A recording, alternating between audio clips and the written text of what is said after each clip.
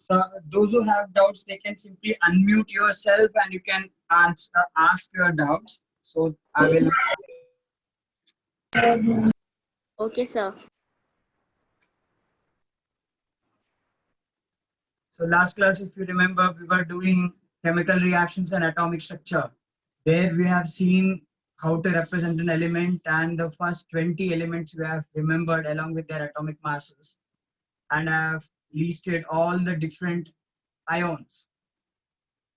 So do you have any doubts in that? Sir, Yes, beta, bolo. sir, I didn't understood how to calculate the charge you explained last time. Charge means what? How to find out the charge? Yes, sir. You were explaining something about the charge. Charge of what, beta? Charge matlab, are you talking about positive and negative charges? Or are you talking about cations or anions? Sir, no, I'm only asking for charge. How to find out charge? You told we will take an approximate measure that 1. Okay. I So, did sir, not get can your you doubt. re-explain? I did not get you proper, what exactly is all about, but I will try to explain that so that let us see whether I am able to say your exact. See, beta, charge is what it is like a for example, मैं मास बोलूंगा तो मास एक property है ना, वैसे charge भी एक property है कोई भी मटेरियल का. तो लीस्ट चार्ज कितना हो सकता है, लीस्ट चार्ज कितना हो सकता है, वो हो सकता है एक प्रोटॉन जितना चार्ज को. एक प्रोटॉन का चार्ज एक क्या हो सकता है, लीस्ट चार्ज हो सकता है, या एक इलेक्ट्रॉन का चार्ज हो सकता है एक लीस्ट चार्ज. इससे छोटा चार्ज हो ही नहीं सकता, बिकॉज इससे छोटा कोई मटेरियल है ही नहीं. तो इससे छोटा कोई मटेरियल है ही नहीं, तो इनका ही चार्ज क्या होगा, लीस्ट अटेनेबल चार्ज होगा. और उसको मैंने बताया था कि that is equal to 1.6 into 10⁻⁻19 coulomb. इसी को हम लोगों ने क्या समझा था, 1 यूनिट बोला था, यानी कि 1 यूनिट चार्ज बोलेंगे, 1 यूनिट चार्ज बोलेंगे. So this is equal to 1.6 into 10⁻⁻19 coulomb. Now proton के लिए बोलोगे तो पॉजिटिव डालो, नेगेटिव इलेक्ट्रॉन के लिए बोलोगे तो नेगेटिव डालो. That is other than that ये वैल्यू जो है वो सेम रहता है. सो लीस्ट पॉसिबल चार्ज इतना होगा. अभी समझते इसको in terms of, let us say, sodium gives out 1 electron. Okay, let us say donates 1 electron. Sodium donates 1 electron. Then what happens, it becomes Na plus 1 electron out. अभी आप इसका charge ढूंढने जाओगे, इसका चार्ज ढूंढने जाओगे, पहले तो आपको पता रहना चाहिए कि एक जितना प्रोटॉन्स होते हैं, यानी कि इन दिस केस जितना प्रोटॉन्स होते हैं उतना इलेक्ट्रॉन्स रहेगा, तो टोटल चार्ज कितना होगा, टोटल चार्ज होगा 0. क्यों, बिकॉज जितना पॉजिटिव चार्ज है उतना ही नेगेटिव चार्ज है, तो वो चार्जेस कैंसल आउट हो गए. बट वही आप इनका केस में बात करोगे, यहाँ पे क्या हो रहा है, प्रोटॉन्स ज्यादा हो गया, इलेक्ट्रॉन कम हो गया. अभी कितने के लिए कम हो गया, 1 यूनिट के लिए कम हो गया. तो positive charge by 1 unit is more. Okay, positive charge by 1 unit is more, क्योंकि एक इलेक्ट्रॉन चला गया तो अभी एक पॉजिटिव चार्ज बढ़ गया. तो अभी इसका चार्ज कितना होगा, इसका चार्ज होगा बेटा 1 यूनिट चार्ज होगा. अभी उसका वैल्यू कितना, वो तो अब इनमें से निकाल सकते हो, 1 यूनिट चार्ज को इतना बोलेंगे. बट वही मैं कैल्शियम के या मैग्नीशियम की बात करूं, मैग्नीशियम का केस में क्या होगा, Mg2 प्लस 2 इलेक्ट्रॉन्स. ना यहाँ पे तो प्रोटॉन्स इक्वल टू इलेक्ट्रॉन्स है, तो टोटल चार्ज क्या है, 0 है. तो टोटल चार्ज इज 0. नाउ यहाँ पे क्या हो रहा है, प्रोटॉन ज्यादा है इलेक्ट्रॉन से, 2 इलेक्ट्रॉन चला गया. अभी कितना ज्यादा है, positive charge more by 2 units, 2 units के लिए पॉजिटिव चार्ज ज्यादा हो गया, क्योंकि 2 इलेक्ट्रॉन चला गया तो 2 प्रोटॉन ज्यादा दिखेंगे इधर, 2 प्रोटॉन ज्यादा दिखेंगे तो चार्ज कितना बढ़ गया, 2 प्रोटॉन जितना चार्ज बढ़ गया, और 1 प्रोटॉन चार्ज को तो हम लोग 1 यूनिट चार्ज बोलते हैं, तो इसका टोटल चार्ज कितना होगा, 2 यूनिट्स चार्ज होंगे, और ये 2 यूनिट्स कितने होंगे, 2 इंटू 1.6 इंटू 10⁻⁻19 कूलम। सो ये जितना भी आएगा उतना होगा उसका charge. This is how you calculate the charge. समझ रहे हो? What is charge, you are saying what is charge, मतलब आपको एक अभी what is, you are asking what is mass, ऐसा हो गया, मास क्या है ऐसा पूछ रहे हो आप, तो वो तो नहीं बोल सकते ना कि मास क्या है। मास तो एक एक्यूमुलेशन है, एक मटेरियल का एक्यूमुलेशन है।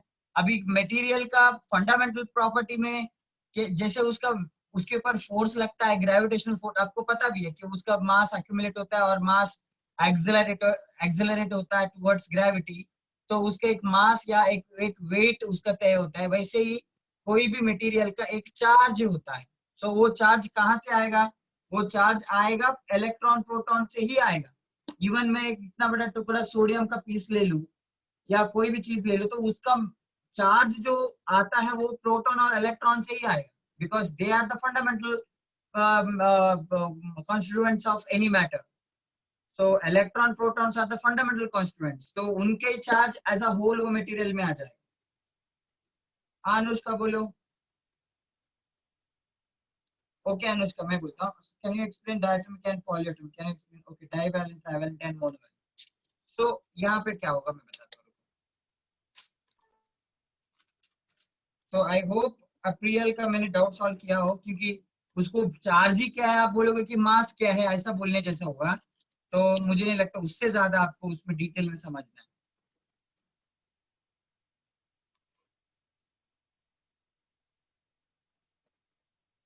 सो लेट्स सी, मैंने आपको बोला था कि कोई भी species, for example sodium Na+ बन के स्टेबल रहेगा, और ऑक्सीजन O-2 बन के भी स्टेबल रहेगा, सल्फर S-2 बन के भी स्टेबल रहेगा।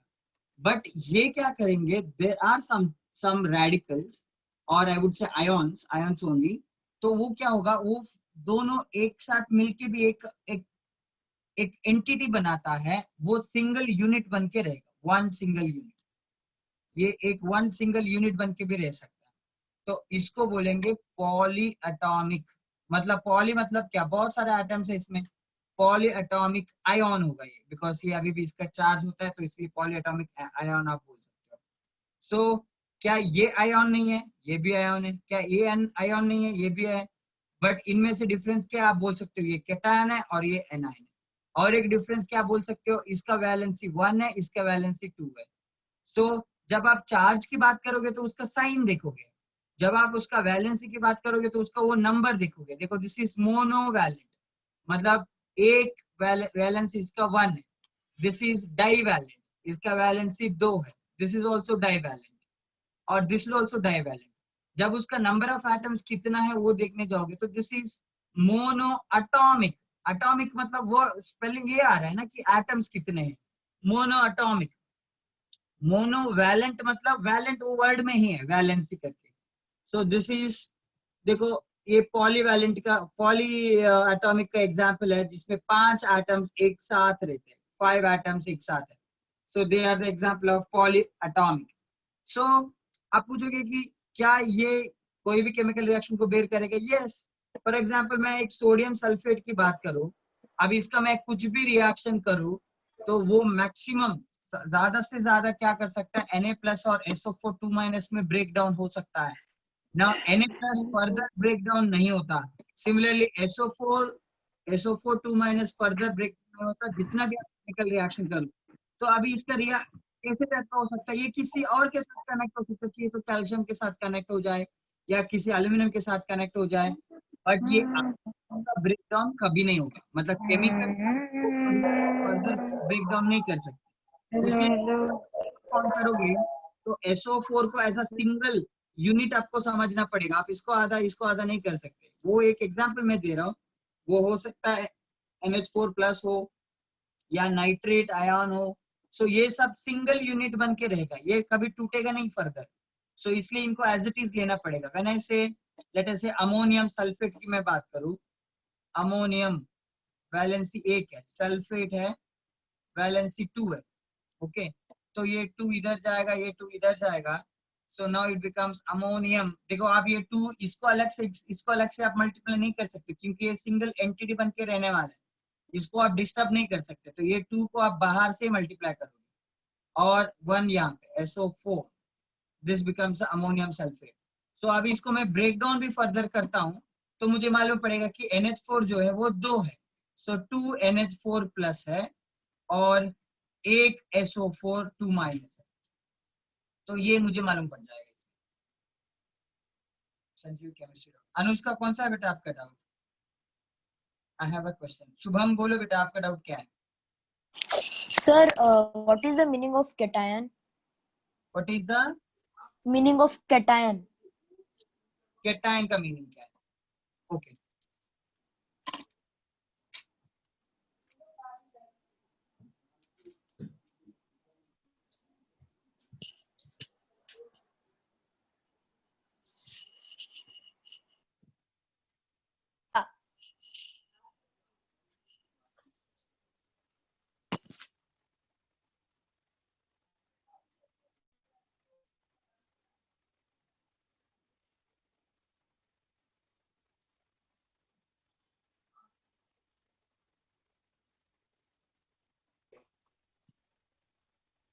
ना, कैटायन का मीनिंग क्या होगा? मैंने आपको स्टार्टिंग में बताया था, एक एटम डोनेट्स इलेक्ट्रॉन। देखो जब मैं एटम बोलूंगा वो हमेशा न्यूट्रल रहेगा, एटम हमेशा न्यूट्रल होगा, न्यूट्रल यानी कि जितना प्रोटॉन से उतना ही इलेक्ट्रॉन्स होंगे। तो आप बोल सकते हो उसका जो एटॉमिक नंबर है, एटॉमिक नंबर Z जितना ही प्रोटॉन्स होंगे और Z जितना ही इलेक्ट्रॉन्स होंगे। ये कभी होगा जब वो एटम फॉर्म में रहेगा। व्हेन इट डोनेट्स इलेक्ट्रॉन, जब वो इलेक्ट्रॉन डोनेट करता है तो वो क्या होगा, उसमें अभी प्रोटॉन्स बढ़ जाएंगे मतलब प्रोटॉन यहाँ पे एडअप नहीं हुआ, बट इलेक्ट्रॉन का निकलने से क्या होगा, वहां पे इम्बैलेंस आ गया। इलेक्ट्रॉन का बाहर जाने से प्रोटॉन अभी ज्यादा दिखेगा, बिकॉज 1 इलेक्ट्रॉन गॉन आउट। सो इसका केस में हम लोग क्या समझेंगे, ये पॉजिटिव आयन बनेगा। पॉजिटिव आयन क्यों बनेगा? एक इलेक्ट्रॉन कम होने से अभी पॉजिटिव चार्ज बढ़ गया। अभी कितने के लिए बढ़ गया? It is all based on how much electron got ejected out. अभी समझो एक इलेक्ट्रॉन बढ़ जाता तो 1 यूनिट बढ़ेगा, 2 इलेक्ट्रॉन निकल जाते तो 2 यूनिट बढ़ेगा, बट बनेगा वो पॉजिटिव चार्ज का ही बनेगा। अभी वो 2+ बनेगा, 3+ बनेगा या 4+ बनेगा, वो तो कितना इलेक्ट्रॉन बाहर गया है उसका बेसिस। सो जैसे मैं एक्सप्लेन कर रहा था, सोडियम का हमेशा 1 इलेक्ट्रॉन रिमूव करता है तो वो 1 यूनिट का पॉजिटिव चार्ज बनेगा। मैग्नीशियम 2 इलेक्ट्रॉन डोनेट करता है तो मैग्नीशियम 2 यूनिट का पॉजिटिव चार्ज बनेगा, बिकॉज 2 इलेक्ट्रॉन बाहर चला गया। एल्यूमिनियम 3 इलेक्ट्रॉन बाहर निकालता है तो 3 पॉजिटिव 3 बनेगा। सो ये नंबर, इनको वैलेंसी बोला जाएगा। अभी वैलेंसी तो मैंने आपको बता दिया था। तो अभी इधर क्या, ग्रेटर देन इलेक्ट्रॉन, तो पॉजिटिव आयन बना। पॉजिटिव आयन का नाम है कैटायन, कैटायन करके बोलेंगे। और पॉजिटिव आयन, पॉजिटिव जो चार्ज वाले रहते हैं कैटायन। ये सोडियम प्लस कैटायन होगा, Mg2 प्लस कैटायन है, एल्यूमिनियम 3+ कैटायन होता है। सो ये मोनोवैलेंट कैटायन है, ये डाइवैलेंट कैटायन है, ये ट्राइवैलेंट कैटायन है। तो उसका नंबर को हम लोग वैलेंसी के हिसाब से बोलेंगे। तो this is monovalent cation, divalent cation, trivalent cation. वही मैं एक इलेक्ट्रॉन ऐड करता हूँ, गेन्स इलेक्ट्रॉन गेन करते हैं। एक ही होना जरूरी नहीं है, जितना वो गेन करते हैं उसकी सभी का चार्ज होगा। अभी प्रोटॉन्स का नंबर अपने आप कम होगा, इलेक्ट्रॉन्स का बढ़ेगा, क्योंकि प्रोटॉन का कुछ लेना देना नहीं हो रहा, बट इलेक्ट्रॉन का कम ज्यादा होने से वो इम्बैलेंस आ जाएगा। तो अभी इलेक्ट्रॉन बढ़ जाएंगे, बिकॉज इलेक्ट्रॉन एक एटम के अंदर चला गया। अभी इसको बोलेंगे नेगेटिव आयन। नेगेटिव आयन क्योंकि ओवरऑल चार्ज क्या हो गया, नेगेटिव बढ़ गया। अभी यहाँ पे ओवरऑल चार्ज पॉजिटिव बढ़ेगा, बिकॉज इलेक्ट्रॉन का जाने से। यहाँ पे इलेक्ट्रॉन का आने से नेगेटिव चार्ज बढ़ेगा। ना नेगेटिव चार्ज बनेंगे तो वो नेगेटिव आयन कहलाएगा, और नेगेटिव आयन को हम लोग बोलेंगे एनायन, एनायन बोलेंगे, एनायन। सो अभी ये एनायन का केस में क्या है, फॉर एग्जांपल मैं फ्लोरीन की बात करूं, फ्लोरीन 1 इलेक्ट्रॉन लेता है तो वो बन जाएगा F-। अभी 1 हम लोग लिखते नहीं, ऑक्सीजन का केस में 2 इलेक्ट्रॉन वो ले गया समझो, तो O-2। नाइट्रोजन के केस में उसने 3 इलेक्ट्रॉन लिया, then it becomes nitride, so sorry N-3। सो ये सब के सब एनायंस है। ये इसको वैलेंसी 1 है तो इसको मोनोवैलेंट एनायन बोलूंगा, इसका वैलेंसी 2 है तो डाइवैलेंट एनायन, इसका वैलेंसी 3 है Trivalent. तो ट्राइवैलेंट एनायन में। सो वैलेंसी बढ़ते जा, अलग अलग होते जा सकता है डिपेंडिंग ऑन कितना इलेक्ट्रॉन लिया। N-3 से आपको ये श्योर हो जाएगा इसने 3 इलेक्ट्रॉन लिया, O-2 से आपको ये मालूम पड़ेगा इसने 2 इलेक्ट्रॉन लिया। See, this negative sign also tells you that many electrons are extra.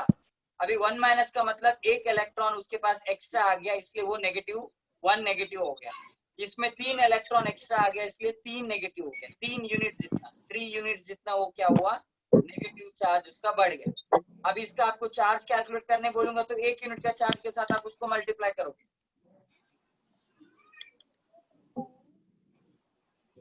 तो अनुष्का कहाँ डाउट शेयर किया था, मुझे नहीं समझा अनुष्का। आप ये चैट बॉक्स में डाउट डाला है क्या? ये मोनोवैलेंट डाइवैलेंट की बात करेंगे तो मैंने अभी जस्ट एक्सप्लेन किया, कुछ और बोल रहे हो Sir. और बताओ बच्चों क्या है। और Sir. कंपाउंड फॉर्मेशन का जो है वो हम लोग नेक्स्ट क्लास में देखने वाले हैं कि कंपाउंड कैसे।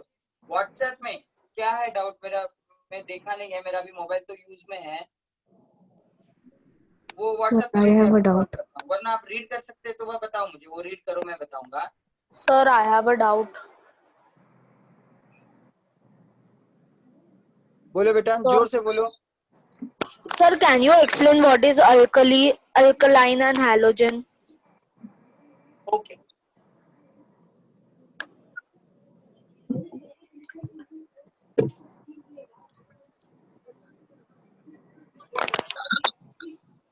तो मैंने आपको बोला था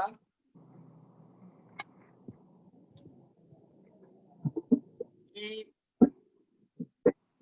फर्स्ट ग्रुप जो है, फर्स्ट ग्रुप एलिमेंट्स है जो पीरियोडिक टेबल का है, lithium, sodium, potassium, rubidium, caesium. So ये सब फर्स्ट ग्रुप में आते हैं, तो इनको कलेक्टिवली हम लोग अल्कली मेटल्स बोलेंगे। देखो जिनका कॉमन तरीका होता है तो कॉमन प्रॉपर्टी होता है, उनको एक साथ कलेक्टिवली बोलने का है। सबके सब मेटल्स है और ये अल्कली है। अल्कली मतलब basic in nature, basic in nature, okay, इनका नेचर बेसिक होता है ना। बेसिक मतलब एसिड बेसिक, वो वाला बेसिक इन नेचर में बोल रहा हूं ना। अल्कली नाम जो स्ट्रॉन्ग बेस होते हैं, स्ट्रॉन्ग बेस होते हैं, उनको अल्कली करके बोलेंगे ना। अभी बेसिक नेचर ही क्या है आप पूछोगे तो I will say it is opposite of acidic nature. Acidic nature को जो न्यूट्रलाइज कर पाएगा वो उसका बेसिक नेचर है। तो एसिडिक नेचर वगैरह आप पूछोगे तो करोसिव इन नेचर जो होते हैं और जो बायोकेमिकल रिएक्शंस में इन्वॉल्व होते हैं वो सब एसिडिक रिएक्शंस होते हैं। तो उनको क्या करेगा, ये उसका ऑपोजिट करके वो रिएक्शन को न्यूट्रलाइज करेगा। सो ये स्ट्रॉन्ग बेस जो होता है उनको अल्कली करके बोलेंगे। फॉर एग्जांपल जिंक हाइड्रोक्साइड भी एक बेस है और कॉपर हाइड्रोक्साइड भी एक बेस है, बट उनको अल्कली नहीं बोलेंगे हम लोग। सिर्फ और सिर्फ फर्स्ट ग्रुप को स्पेशली हम लोग अल्कली करके नाम देंगे because they are strong base. ये जो जिंक हाइड्रोक्साइड, कॉपर हाइड्रोक्साइड, ये वीक बेस होते हैं, मतलब इतना ज्यादा बेसिक जैसे बिहेव नहीं करता, ये वीक बेसिक है। तो दे आर स्ट्रॉन्ग बेस, तो वो नाम दिया है आपको, नाम के हिसाब से बाहर करना है। सिमिलरली सेकेंड ग्रुप एलिमेंट्स की बात करोगे, सेकेंड ग्रुप एलिमेंट्स सो जैसे कि beryllium, magnesium, calcium, strontium and barium. So ये 5 एलिमेंट्स को हम लोग अल्कलाइन अर्थ मेटल्स बोलेंगे। अभी आप पूछोगे कि क्या डिफरेंस है, इनका कोई डिफरेंस नहीं, ये भी मेटल्स है और ये भी स्ट्रॉन्ग बेस ही बनाते हैं। यहाँ पे भी अल्कली, अल्कली समझ लो इसको भी, कोई प्रॉब्लम नहीं। अल्कली मतलब यहाँ पे भी ये स्ट्रॉन्ग बेस है, बट एक अर्थ करके अलग अलग से इसलिए आया क्योंकि इनका जो एग्जिस्टेंस है या ऑकरेंस है, ऑकरेंस जो है इन अर्थ, अर्थ में आपको ज्यादा दिखेंगे, अर्थ के अंदर ये ज्यादा दिखेंगे that of first groups are present in the ocean. ये ओशन में प्रेजेंट है और ये अर्थ में प्रेजेंट है, बट दोनों का नेचर वाइज वो दोनों बेसिक ही होंगे, यानी कि बेसिक नेचर में है, बट उनका अबंडेंस या अकरेंस जो है वो अलग अलग जगह पे इसलिए। एंड उसके बाद आपने बोला कि हैलोजन, हैलोजेंस भी वैसे ही होंगे। हैलोजेंस जो 17th ग्रुप एलिमेंट्स है उनको देखो, ये पहले वाले बोल रखा था, देखो ये एलिमेंट्स पीरियोडिक टेबल बनाने से पहले भी पता था लोगों को, ऐसे नहीं कि पीरियोडिक टेबल बनने के बाद ही पता था, but that time they were called as alkaline earth metals. Before the periodic table, these elements were also used to call as alkali metals. Similarly, जो 17th ग्रुप में आ गए, जो फ्लोरीन है, क्लोरीन है, ब्रोमीन है और आयोडीन है, ये पीरियोडिक टेबल बनने से पहले भी पता था, तो तभी इनका नाम क्या था, इनको देखो ग्रुप वाइज उनको डाला नहीं था तब, बट उनको एक साथ हैलोजेंस करके बोलते थे, because they were salt forming, they are salt forming and ocean origin. ये आपको ओशन में मिलेंगे in the form of salt. Salt मतलब सोडियम क्लोराइड बन के रह सकते हैं, पोटेशियम क्लोराइड बन के रह सकते हैं, आपको जो acid plus base Q salt and water बोलते हैं ना, सो वो सॉल्ट आप इनका सोडियम आयोडाइड बना के ले सकते हो या सोडियम ब्रोमाइड बना के ले सकते हो। तो ये सब समुद्र में रहता है। आप ये मत समझना नमक सिर्फ, ये जो सोडियम क्लोराइड है जिसको हम कॉमन सॉल्ट बोलते हैं, ये यही समुद्र में नहीं रहता, ये अलग अलग सॉल्ट भी होता है। सो समुद्र का पानी is actually a mixture of many salts, it contains many salt dissolved in it. So ये फ्लोरीन क्लोरीन आपको समुद्र में ही ज्यादातर मिलते हैं, अर्थ के ऊपर नहीं मिलता। तो ये जो ग्रीक तरीका है उनका बोलने का था हैलोजेंस, मतलब उनका जो मीनिंग था, ये सॉल्ट बनाने वाले हैं, बट ओशन में सॉल्ट बन के रहते हैं, so that's why they used to call like that. उसके बाद इतना अभी तो यूज में नहीं आता, अभी तो हमने पीरियोडिक टेबल बना दिया, अभी तो पीरियोडिक टेबल वाला सही है। Sir, you told that alkali metals are those that are found in the sea. Yes, but we have learned the values of ants. Anushka, whatever table I have given to you, वो table में जितना भी ये है ions है, वो सब कुछ बाहर करना है, then only your chemistry becomes very smooth. तो मैं अभी कोई भी बोलूंगा, जैसे कि मैं बोलूंगा चलो आप जिंक फॉस्फेट लिखो, तो आपको उसका फॉस्फेट लिखना आना चाहिए। जिंक मतलब जिंक आयन मतलब आपको पता रहना चाहिए वो Zn। मैं बोला फॉस्फेट मतलब PO4 3- होता है, तो इनका कंपाउंड बनाना पड़ेगा। कंपाउंड बनाने के लिए 2 यहाँ पे लो, यहाँ पे 3 लो। अब वैसे कंपाउंड फॉर्मेशन देखना बाकी रह गया अपना, वो क्लास में भी हम देखेंगे। सो बट अभी मैं जस्ट एक्सप्लेन कर रहा हूँ, 2 यहाँ पे और 3 यहाँ पे। अभी आपको क्रॉस करना है, Zn3 PO4 all Zn3 और 2 इधर चला twice. जाएगा, PO4 ट्वाइस। देखो आप ये मत करना, ये 2 फास्फोरस को और ये 2 ऑक्सीजन को सेपरेटली मल्टीप्लाई मत करो, क्योंकि मैंने बोला था कि this is a single unit, ये एक सिंगल यूनिट है, इसको आप कोई भी केमिकल रिएक्शन में तोड़ नहीं सकते। जब आप लिखे समझो, गलती से आपने लिखा कि P2O8, इसका मतलब आपने क्या बता दिया, ये आपने P2O8 एक अलग स्ट्रक्चर बता दिया। ये अलग स्ट्रक्चर नहीं है, ये 2 मल्टीप्लाई करना मतलब अलग स्ट्रक्चर नहीं है, ये 2 मल्टीप्लाई करना मतलब ये PO4 3- 2 है, 2 पॉली एटॉमिक आयन उसमें है। फॉर एग्जांपल ये मैं बता दूं व्हाट इज दिस, इससे मैं बताऊंगा 3 जिंक 2+ आयॉन्स प्रेजेंट है इसमें और 2 PO4 3- आयॉन प्रेजेंट है, ऐसा मैं बोलूंगा। आप ये इसको मल्टीप्लाई किया समझो, ऐसा मल्टीप्लाई किया समझो, इसका मतलब आप वो क्या बोल रहे हो, एक P2O8 बन गया, ये तो अलग ही होगा चीजें। अभी वैसे तो बनता तो नहीं है, बट ये आप बना भी लोगे तो वो PO4 नहीं रहेगा, वो कुछ और होगा। तो इसलिए आपको उसको अवॉइड करने के लिए क्या करना पड़ेगा, इनको डिस्टर्ब नहीं करना है, उसको अलग से आपको मल्टीप्लाई करना है जो भी है। और हमेशा याद रखना ये जो नीचे का नंबर क्या बताता है, वो रेस्पेक्टिव चीज कितना क्वांटिटी में है। जैसे कि Zn3 3 जिंक आयन से मैं बोलूंगा, यहाँ पे 2 है, 2 PO4 3- आयन है प्रेजेंट है। Sir, Where are the metals that are the middle? तो मिडिल ब्लॉक में जो मेटल्स होते हैं वो ज्यादातर अर्थ में ही मिलेंगे आपको, ओशन में कम है, दे आर प्रेजेंट इन अर्थ, अर्थ के यहाँ पे ही रहेंगे ज्यादातर। hello sir. So can you guys tell me the molecular formula of ammonium permanganate. Ammonium permanganate कैसे दिखेगा बताओ? अमोनियम परमैंगनेट, देखो ये आप तो कभी बना सकते हो जब आपके पास वो रेडी रहेगा, उसका आयन्स आपको रेडी पता रहेगा, तभी आप कर सकते हो। They are called as yes transition elements. जो मिडिल में रहते हैं वो ट्रांजिशन एलिमेंट्स बोलेंगे, ट्रांजिशन मेटल्स को। Sir, the question you asked, I know the answer. It is NH4 MnO4. Ammonium permanganate का NH4 MnO4.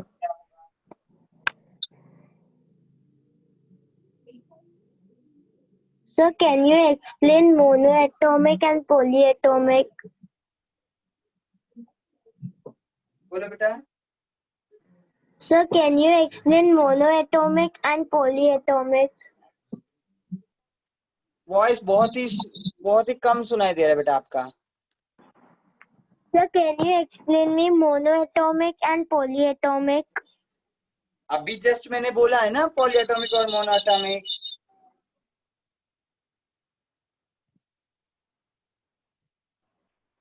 Sir, हाँ sir, when I was doing the TWT sample paper given, it was given that when an acid reacts with a base, what is the reaction called? Neutralisation reaction. Acidic nature और basic nature दोनों mix हो जाएंगे तो neutral हो जाएगा ना।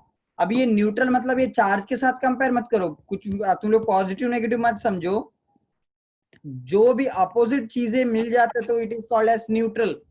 सो acid and base when they connect together they will form salt and water, so this reaction is called as neutralization reaction because acidic nature is getting cancelled with basic nature.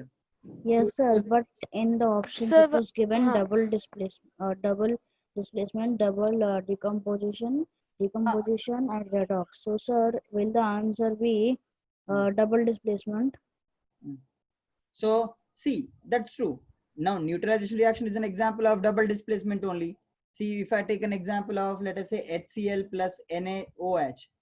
So I know this is acidic and this is basic.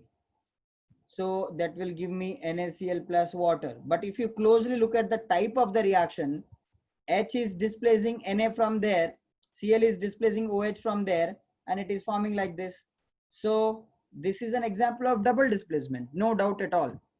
But this particular double displacement reaction is specially called as neutralization because acid and bases are involved in it. So आप बोल सकते हो neutralisation reaction is the type of decomposition, double decomposition reaction या double displacement reaction I would say. Okay, sir. Thank you. और कोई बच्चा बोल रहा था, बताओ बेटा। TWT पेपर कहाँ पर है? वो शायद पनिशा के बात करता रहेगा। पनिशा में देखा है क्या? किसने देखा है ये पेपर? पनिशा में शायद आपको कुछ प्रैक्टिस टेस्ट मिल सकता है, वहां पे आप देखोगे तो आप टेस्ट दे सकते हो शायद।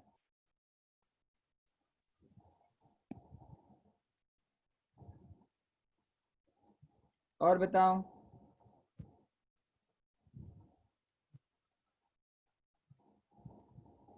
वैसे मैं देख रहा हूँ कोई प्रैक्टिस पेपर आपको मिल सकता है क्या, देखता हूँ मैं, बट मिलना मुश्किल है, बट मैं चेक करता हूँ, रहा तो मैं डालूंगा आज।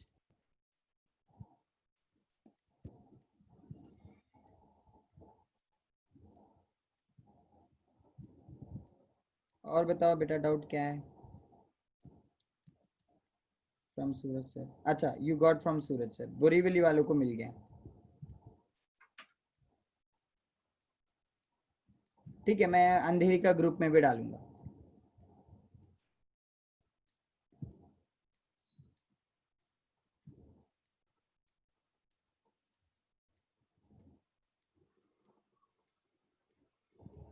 और बताओ बेटा।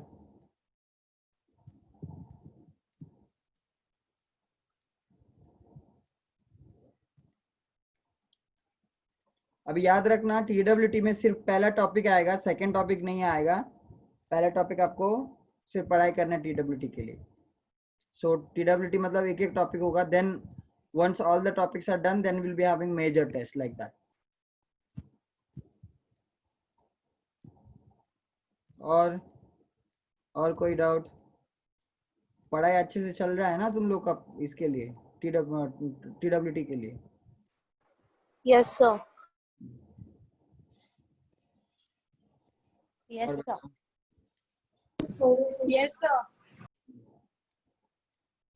और प्रियल का चार्ज समझ में आ गया? प्रियल चला गया क्या?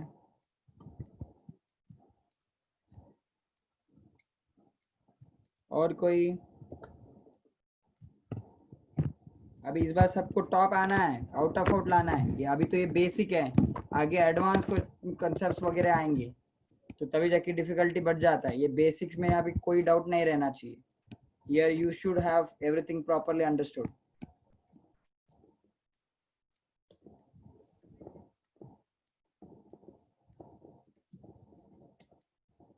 और स्कूल में हेल्प होता है क्या इससे? स्कूल में कुछ काम आता है ये extra study? Yes, sir. Yes, sir. Good. Yes, sir. Major like it, I think ICSE and CBSE students will have some concepts are common here. Yes. और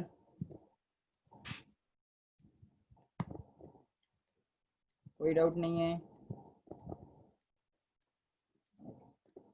No, sir. अभी हम लोग No, sir. क्लासरूम No, में sir. भी मैंने देखा नहीं हूँ। एक बच्चे से मुझे बात करने का बहुत मन करता है और आपस में मिलने का भी मन करता है, बट अभी तो क्या है, हम मिल नहीं सकते। शायद सितंबर के बाद हम लोग मिल सकते हैं, सितंबर के बाद में खुलेगा तो। अभी कितना भी ऑनलाइन बोलूँ तो क्या होता है, मतलब फिजिकल इंटरेक्शन नहीं होता है ना। इतना Yes, sir. तुम Yes, लोगों sir. को लगता है? अच्छा लगता है ये? No, sir. No, sir. No, sir. हाँ, मुझे भी नहीं, ये बहुत ही अजीब सा है, बट क्या करें, अभी सितंबर से शुरू होगा शायद। ठीक है, चलेगा। फिर आप पढ़ाई कर लो और ऐसे डाउट रहा तो व्हाट्सएप में डाल दो, मैं वहाँ पे रिप्लाई करता हूँ। ठीक है, Okay, Okay, sir. sir. चलो bye. Okay, sir. Bye, sir. Thank you, sir. Bye बेटा। Bye, sir. Bye bye, good night. Good night, sir.